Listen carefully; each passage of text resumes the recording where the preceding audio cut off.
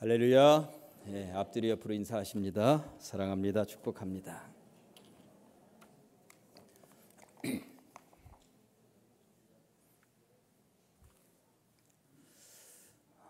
TV 예능 프로그램 가운데 무한도전이라고 있습니다. 유재석이라고 하는 이름을 정상에 올려놓은 프로그램 가운데 하나입니다.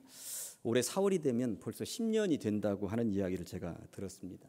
젊은 아이들을 TV 앞으로 앉혀 놓게 하고요. 그리고 젊은 아이들은 이 프로그램을 녹화해서 거듭거듭 듣기도 할 정도입니다. 이 프로그램이 지금은 무한도전입니다만 10년 전에는 제목이 그것이 아니었습니다. 10년 전 제목은 무모한 도전이었습니다. 5명의 멤버들이 전혀 사람들이 상상하지도 못했던 그런 무모한 도전을 하는 내용을 가지고 출발을 했었던 것입니다. 이들의 첫 번째 도전이 뭐였는지 제가 아주 생생하게 기억을 합니다. 황소하고 줄다리기 하는 프로그램이었습니다. 황소하고 혼자 줄다리기를 해서 이길 사람이 누가 있겠습니까? 그러니까 건장한 사내 5명이 줄다리기를 해보겠다고 연습도 하고 하여튼 여러 가지 과정을 거쳐서 드디어 황소하고 줄다리기를 하는 날이 되었습니다. 황소가 저쪽에 있고 이 5명의 사내들이 이쪽에 있는데 그 중간에는 물 웅덩이가 있는 거예요. 질질 끌려가면 물 웅덩이에 빠지게 되어 있었습니다. 어떻게 되었을까요? 무모한 도전팀의 이 무모한 도전은 결국 무모했던 도전으로 끝나고 말았습니다. 그들은 황소에게 질질 끌려가서 결국 물 웅덩이에 전부 다 첨벙첨벙 빠지고 말았던 것입니다. 그 다음 주에는 과연 어떤 도전이 이루어질까 기대하면서 봤더니 달리는 전차하고 시합을 해서 누가 이길 것인가 한 명 한 명은 달리기 시합을 해본 거예요. 달리는 전차는 같이 출발선에 서 있다가 출발을 하는 거죠. 처음에 전차는 얼마나 출발하기가 힘들겠어요. 처음에 느리게 가는데 사람은 더 빨리 가는 것 같지만 결국 전차가 속력이 붙으니까 거의 끝에 게에서는 누구는 이기기도 하고 대부분은 지기도 하고 이랬었던 프로그램이었습니다.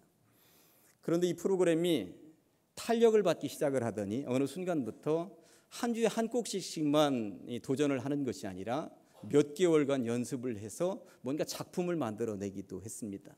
단원들이 그러니까 5명뿐만 아니라 다른 국민들로부터 모집을 해서 합창을 연습을 해서 전국 단위의 합창 경연대회에 나가기도 했고요.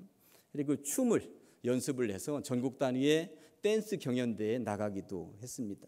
또 심지어는 프로 레슬링을 연습을 해서 아주 바닥에다가 맨날 내팽개침을 당하기도 하면서 죽을 고생을 하는 것을 제가 보기도 했습니다. 이렇게 몸을 사리지 않는 그들의 도전은 그 속에 웃음만을 담지 않았습니다. 전 국민들을 울리기도 했고요. 전 국민들을 감동의 도가니 속으로 몰아넣기도 했었던 기억입니다. 처음에 무모한 도전으로 출발할 때만 해도 시청률이 5%를 넘지 않았었습니다. 점유율이. 그런데 10년이 지난 최근에는 13% 그리고 그 방송 시간대에 늘 1등을 놓치지 않고 있다는 소식입니다. 무한도전의 영향으로 타 방송사들도 비슷한 유형의 리얼 프로그램들을 만들어내기도 했었던 기억입니다. 아무튼 그런 의미에서 우리나라의 예능 프로그램은 무한도전 이전과 무한도전 이후로 나누어진다고 보셔도 틀림이 없겠습니다. 오늘 본문에는 정말 무모해 보이는 도전을 하는 젊은이 하나가 등장을 합니다. 그의 도전은 어찌나 무모해 보였는지 모릅니다. 이 젊은이의 도전이 성공할 것이라고 생각하는 사람은 단 한 명도 없었습니다. 그저 그 도전을 바라보는 사람은 100이면 100 실패할 것이라고 보았습니다. 이 도전의 주인공이 누구입니까? 워낙 유명한 다윗입니다. 오늘 본문을 읽어보니 다윗 앞에 골리앗이 서 있는 거예요. 이 골리앗의 키는 3m였습니다. 3m니 얼마나 건장한 거인입니까? 그런데 그 건장한 거인 골리앗이 다윗을 보니 웃기는 겁니다. 아주 웃기는 겁니다. 42절에 말씀이 이렇게 되어 있습니다. 방송실. 그 블레셋 사람이 둘러보다가 다윗을 보고 업신여기니 이는 그가 젊고 용모가 아름다움이라. 이 본문을 조금 더 쉽게 쓰여져 있는 메시지 성경이라고 하는 것을 가지고 번역을 풀어보니 이렇게 더 쉽게 되어 있습니다. 그는 다윗을 한 번 훑어보고 코웃음을 쳤다. 뺨이 붉고 솜털이 보송보송한 한낱 애송이로 본 것이다. 얼굴에 솜털이 보송보송한 애송이였다고 하는 것은 아직 턱수염도 나지 않을 정도로 젊은 어린아이였다고 보시면 틀림이 없는 거예요. 이에 반해 상대는 3미터나 되는 거인이었다고 하는 것입니다. 그러니 3미터나 되는 거인 앞에서, 건장한 거인 앞에서 이 애송이가 달려드는 것은 정말 무모한 도전이었던 것입니다. TV에 나오는 무모한 도전은 그래도 혹시나 하면서 보게 됩니다. 누군가는 황소가 이길 거야.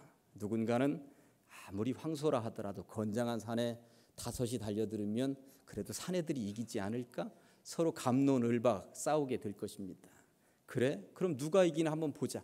TV 앞에 전부 다 앉아가지고 누가 이기나 보게 된다는 것입니다. 다음 주에는 보니까 전차하고 달리기를 한다네. 전차가 이길 거야. 야, 아무리 전차를 하더라도 걔네들 출발할 때는 얼마나 느려. 가속도가 붙기 전에 사람이 100m 먼저 달려가 버리면 사람이 이길 거야. 서로 갑론을박하다 보면 야, 그럼 누가 이기나 한번 보자. TV 앞에 앉게 되는 거예요. 그런데 오늘 본문으로 돌아가서 상상력을 한번 동원해 보시기 바랍니다.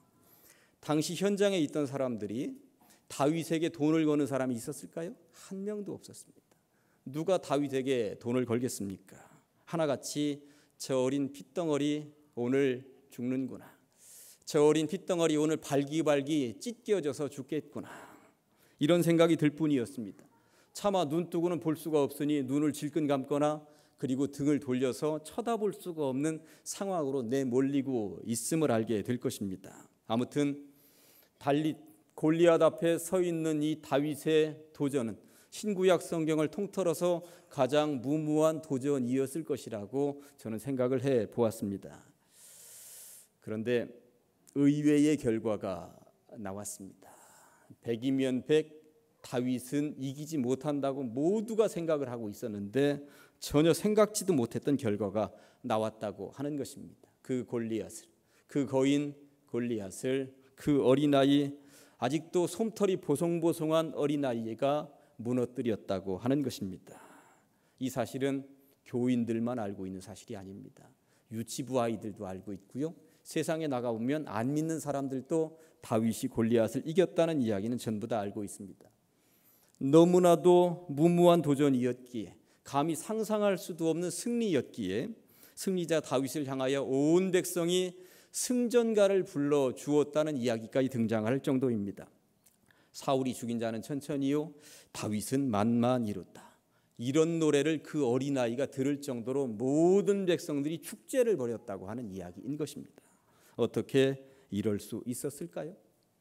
다윗은 100이면 100 모든 사람이 무모하다고 입을 모았던 그 도전에 어떻게 성공할 수 있었겠느냐, 이 말인 것입니다. 다윗은 제가 성경을 깊이 읽어보았더니 몇 가지 훈련의 과정을 성공적으로 거쳐냈기 때문에 이런 다윗으로 성장했구나, 제가 이것을 보게 된 거예요. 첫째는 막내였지만, 다윗은 막내였지만 그 막내로서 성실을 훈련받았다 하는 것입니다. 당시의 왕은 사울이었어요. 사울. 그런데 사울이 왕이었지만 사울보다 더 큰 권력을 가지고 있는 사람이 하나 있었는데 사무엘 선지자였습니다. 사울 왕도 사무엘 선지자 앞에서는 꼼짝을 못하는 거였습니다. 그런데 이 사울 왕이 다스리는 이스라엘, 이 사울 왕이 날마다 범죄하는 것입니다. 사무엘을 근심케 하더니 결국 하나님까지도 근심하도록 만들었습니다. 하나님께서 사무엘을 불렀죠. 사울 가지고는 안 되겠다. 새로 왕을 뽑아야 되겠다. 결국 이 사무엘이 하나님의 말씀대로 하나님이 지시하는 땅으로 갔습니다. 그리고 이새라는 사람을 만나게 되는 것입니다. 이새가 얼마나 깜짝 놀랐겠습니까? 그 놀라운 권력자가 왔으니 무슨 일이 났는가 보다. 부들부들 떨고 있을 때에 아들들을 다 불러라. 함께 예배하자. 사무엘의 제안에 따라 다윗의 아버지 이새가 아들들을 불렀는데 7명이 와 있습니다. 다윗은 8번째였습니다. 아들들 첫째부터 7째까지만 부르고 막내 아들은 부르지도 않았다고 하는 것입니다. 최고의 권력자가 불렀는데 막내만 쏙 빼놓고 모든 가족이 다 모인 상황을 한번 생각해 보시기 바랍니다. 들판에 있는 다윗으로서는 기가 막힐 노릇입니다. 얼마나 서러웠을까요? 당시의 막내의 존재가 어떠했는지를 여기서 분명히 알 수가 있는 것입니다. 종이었습니다. 거들떠 보지도 않는, 그냥 한 대에서 밥 먹고 잠자고 해도 어느 누구 하나 신경 쓰지도 않는 그런 존재였다고 하는 것입니다. 그러니 사무엘이 한 나라의 왕을 세우려고 아들들을 다 모이도록 하라는데도 막내는 빼먹는 것입니다. 설마 이 막내까지 부를 필요가 있겠는가 했다는 것이죠. 그런데 7명의 형제들을 다 둘러보면서도 사무엘을 통하여서 하나님께서 말씀하시는데 그 중에 왕이 없다는 거예요. 이 자식들이 여기까지냐? 당신의 아들들이 여기까지냐? 이렇게 물었습니다. 그랬더니 이 아버지 이새가 하는 말이 이렇습니다. 아직 막내가 남았는데 그는 양을 지키나이다.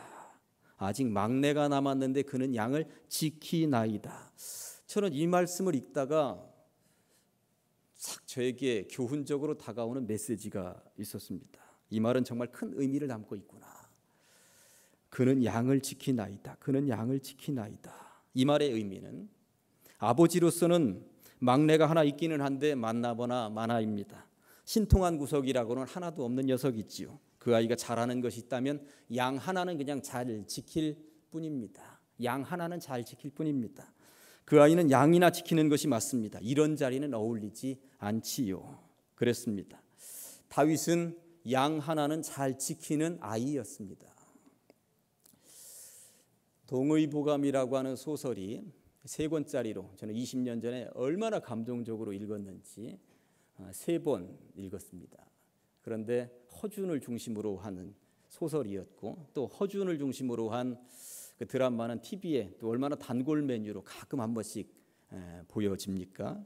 명의 허준입니다. 그 책이나 드라마 가운데 빠뜨리지 않고 나오는 장면이 있고 제가 가장 크게 감동 뒤어서 잊지 않는 장면이 하나 있습니다. 그 당시에 허준은 이제 피레미인 것이고 의수를 배우고 싶은데 그 당시에 명의는 유의태인 거예요. 그곳에 의수를 배우러 허준이 들어갔습니다. 가봤더니 이미 의수를 배우겠다고 들어와 있는 사람들이 한 10여 명 정도 포진하고 있는 거죠. 유의태가 바구니 하나씩을 주면서 나가서 약초 캐오라고 내보냅니다. 약초를 캐러 이제 들로 산으로 가지 않았겠습니까? 그랬더니 이 허준은 말고 허준과 함께 간 그 동료들은 얼마나 바구니에다가 잔뜩 약초를 캤는지 모릅니다. 그런데 허준은 몇 개 캐지를 못했습니다. 2-3개, 겨우 2-3개밖에 못 캔 거예요. 초보니까 그럴 수 있겠다 하고 이제 계속 드라마를 보는데 유이태한테 가서 그 바구니를 펼쳤는데 다른 동료들이 캐온 바구니는 전부 다 뒤집어지고 내팽개치고 혼쭐이 나는 거예요. 그런데 혼날 줄 알았던 허준의 바구니는 고이고이 보면서 너 잘했다, 너 잘했다 이러는 거죠. 어떤 차이가 있었느냐 하면 그들은 그냥 뽑아내느라고 실뿌리들이 다 잘려져 나간 것이고요. 허준은 끝까지 실뿌리 하나도 상하지 않도록 최선을 다해서 끝까지 캐가지고 온 것입니다. 정말 허준 것은 실뿌리 하나도 상해 있지 않았던 것입니다. 그러다 보니까 양은 적었습니다만 질적인 면에 있어서는 허준 것이 최고였던 것입니다. 저는 이 장면 보면서 허준은 저것 때문에 허준을 만들었구나. 허준은 저런 면 때문에 명의를 만들었구나. 제가 그것을 본 것입니다. 허준은 약초의 뿌리 하나는 잘 지켜내던 사람이었습니다. 그것으로부터 출발했던 사람이었다고 하는 것입니다. 그것이 허준을 만들었던 것입니다. 머슴과도 같은 존재였겠습니다만 뿌리를 끝까지 잘 지켜냈기 때문에 명의의 반열에 설 수가 있었다고 하는 것입니다. 다윗은 어릴 때 양 하나는 잘 지켜내던 어린아이였습니다. 그렇게 양을 잘 지키던 아이 다윗이 얼마나 양에게 집중했을까 이런 상상을 제가 해본 거예요. 한 마리 한 마리 양을 위해 보듬고 끌어안고 그 양의 이름을 지어주고 부르면서 얼마나 사랑으로 애정으로 길렀을까. 그런 면면이 다윗을, 그런 면면이 다윗 왕을, 그런 면면이 다윗을 성군으로 만든 것이 아니겠는가. 어릴 때부터 젊은 시절부터 그렇게 지키는 자리, 그것을 빼놓지 않았다고 하는 것입니다. 교회에서 어떤 직분을 맡고 있으십니까? 맡겨진 그 직분을 잘 지키고 있으시기를 간절히 축원합니다. 부디 비옵기는 잘 지키셔야 합니다.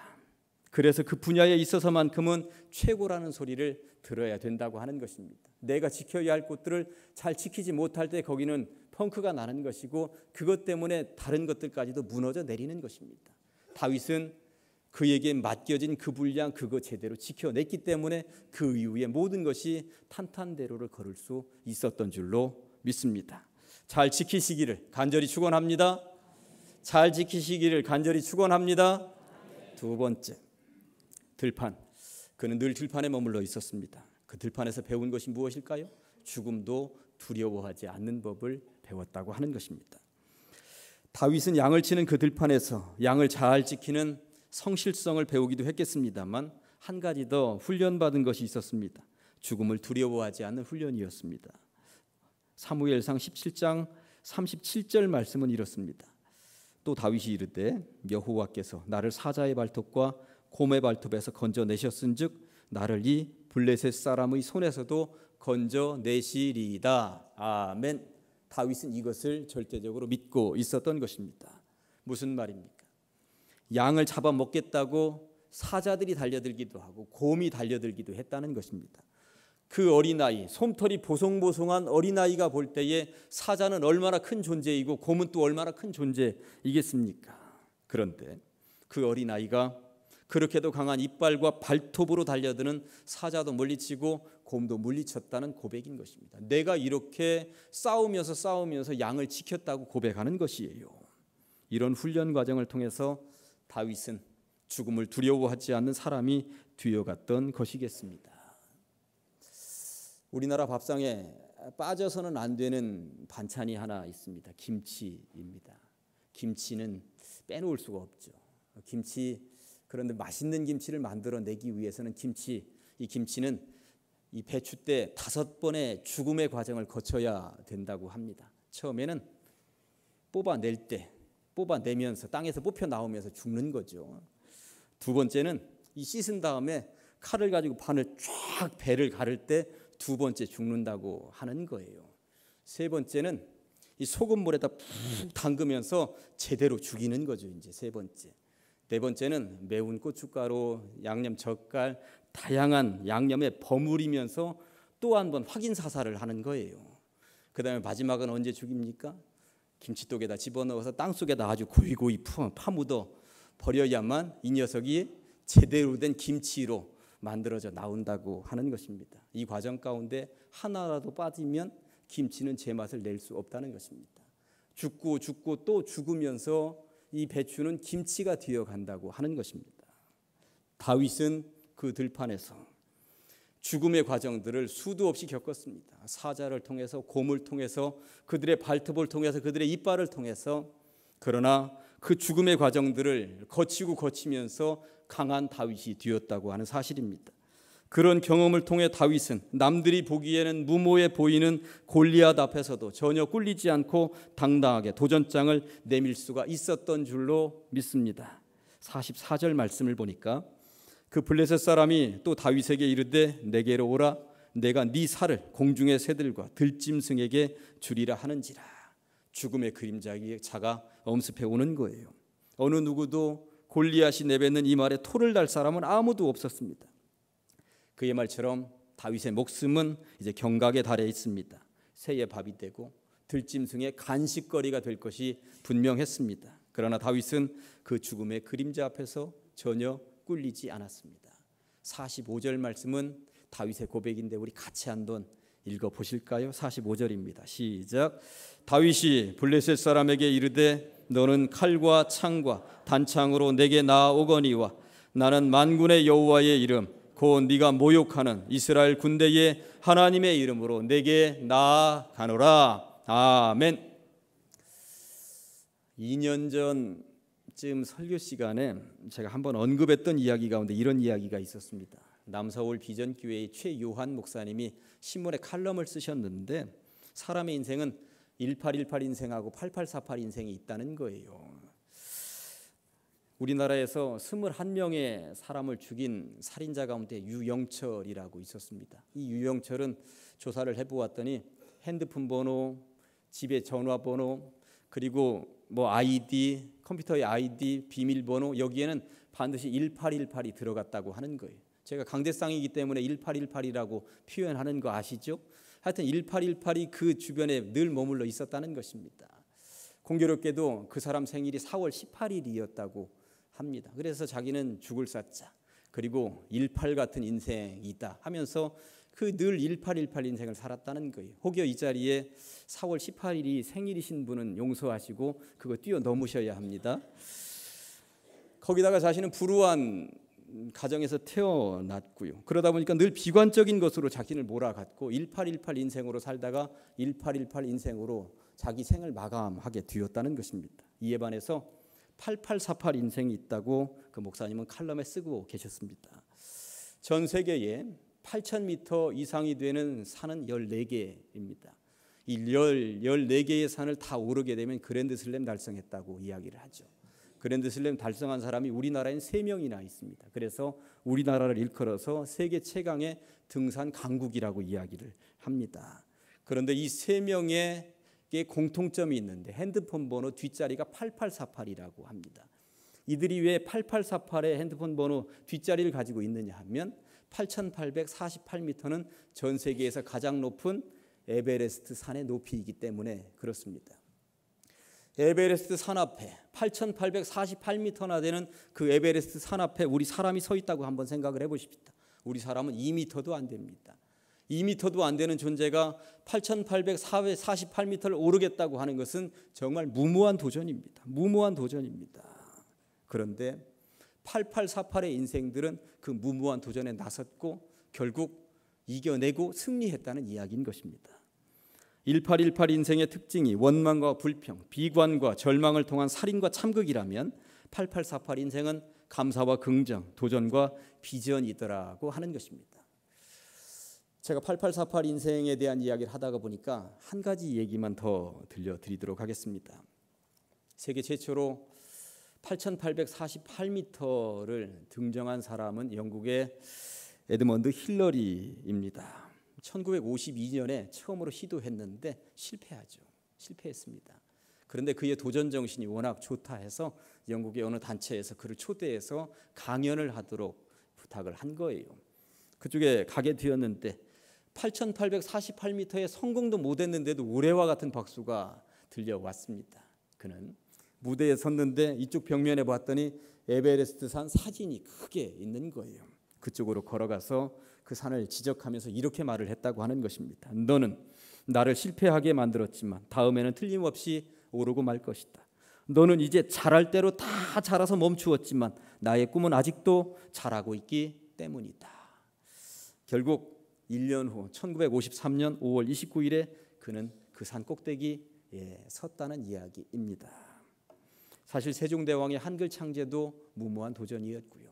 이순신 장군의 전투도 무모한 도전이었습니다. 그러나 그들은 해냈습니다. 그러고 보니 세계의 역사나 신앙의 역사는 하나같이 무모한 도전에 나선 사람들의 이야기인 것이고 그들을 통해서 우리가 교훈을 얻으면서 살아가는 것이 아니겠는가 생각을 해봅니다.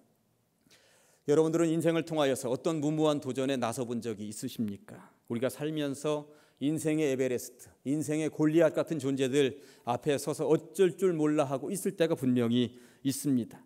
여러분들이 신앙생활을 함에 있어서 도대체 어떤 에베레스트와 어떤 골리앗이 여러분들의 영적인 신앙을 가로막고 서 있는 장애물입니까? 다윗은 수없이 많은 장애물들을 경험했습니다. 그러나 다윗에게 있어서 그런 장애물들은 아무것도 아니었다고 성경은 분명하게 말씀하고 있습니다. 오히려 그런 장애물들이 다윗을 성장시키는 요인이 되었다고 하는 것입니다. 다윗의 성공을 가로막고 있었던 막내라는 장애물, 그러나 그는 그 장애물들에게 성신이라는 한바탕 웃음을 날려주었습니다. 다윗의 목숨을 위협하는 죽음의 세력들, 사자의 발톱이나 곰의 발톱도 있었습니다. 그러나 그는 죽음도 두려워하지 않았습니다. 그렇게 산전수전을 다 겪으면서 제대로 된 성군으로 가는 과정을 거치고 있었다고 하는 것입니다. 그런데 그런 장애물들을 이겨낼 수 있었던 근본적인 이유 하나가 더 있었다고 성경은 말씀하고 있습니다. 무엇입니까? 하나님에 대한 신뢰였습니다. 그의 앞을 가로막고 있는 장애물들을 향해서 그가 입을 열었습니다. 그리고 뭐라고 선포를 합니까? 그게 오늘 세 번째 주제입니다. 오직 여호와 하나님의 이름으로. 세상 사람들이 볼 때에 이 선포는 너무나도 무모해 보이는 선포였습니다. 겨우 하나님의 이름으로 네가 나에게 달려들겠다고? 이 선포는 얼마나 무모한 선포입니까? 정말 계란으로 바위 치는 것입니다. 그러나 세상의 시각으로는 무모해 보이는 그 도전을 다윗은 완벽하게 승리로 이끌었다는 사실을 믿으시기 바랍니다. 골리앗은 무너졌고요, 다윗은 승리했습니다. 무엇으로? 하나님의 이름으로. 무엇으로? 여호와 하나님의 이름으로. 무엇으로? 오직 여호와 하나님의 이름으로 말입니다. 할렐루야. 그런 정신이 바로 여러분들의 정신이시기를 주님의 이름으로 간절히 축원합니다. 1년에 52주 주일 성수는 어떤 분들에게 사실 무모한 도전일 수도 있습니다. 사순절 4주간 새벽기도 하십시다. 지난주 광고했는데 나는 못해. 그것이 무모한 도전일 것입니다. 분명히 누구에겐가는. 1년의 성경 일독도 사실 무모한 도전일 수 있습니다. 미래의 소망을 두고 어린아이들을 교육하는 교육 공간을 만들어 보자 하는 일에 비전헌금 모으는 것도 누군가에게는 무모한 도전일 수 있습니다. 그리고 세상의 다양한 문제들 앞에 예수 그리스도의 이름을 앞세워서 나간다 하는 것은 세상이 볼 때 얼마나 무모해 보이는 것입니까? 말도 안 돼. 이럴 것입니다. 그러나 우리는 믿습니다. 그 이름이 우리를 구원으로 이끄는 유일한 길이라는 사실을 말입니다. 다윗이 여호와 하나님의 이름으로 승리하였듯이 예수 그리스도 그 이름이 여러분들에게 있어서 승리의 공식이시기를 주님의 이름으로 간절히 축원합니다. 기도하시겠습니다. 하나님 아버지 감사합니다. 골리앗처럼 우리 앞을 가로막고 있는 장애물들은 죽음으로 몰아넣을 것처럼 우리를 두려움으로 몰아가고 있습니다. 그러나 다윗이 막내였음에도 불구하고 주어진 환경에 성실했으며 목숨을 위협하는 다양한 환경적인 요인에도 불구하고 넘어섰던 것처럼, 그리고 무엇보다도 여호와 하나님만을 의지하는 그 믿음으로 이겨냈던 것처럼 이 땅을 사는 우리도 불합리한 환경적인 요인과 죽음으로 몰아갈 것 같은 다양한 환경 속에서도 오직 우리에게 구원이 되시는 예수 그리스도 그 이름으로 이겨내게 하여 주시옵소서. 우리에게 이길 힘을 주시는 예수님의 이름으로 기도합니다. 아멘.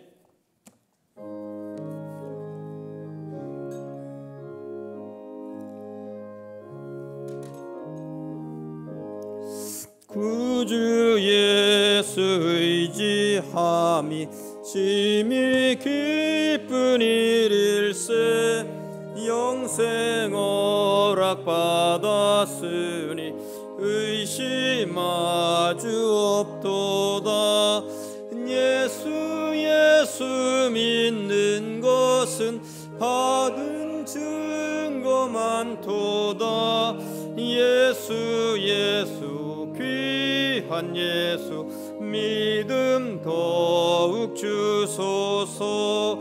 구주 예수 의지함이 심히 기쁜 일일세.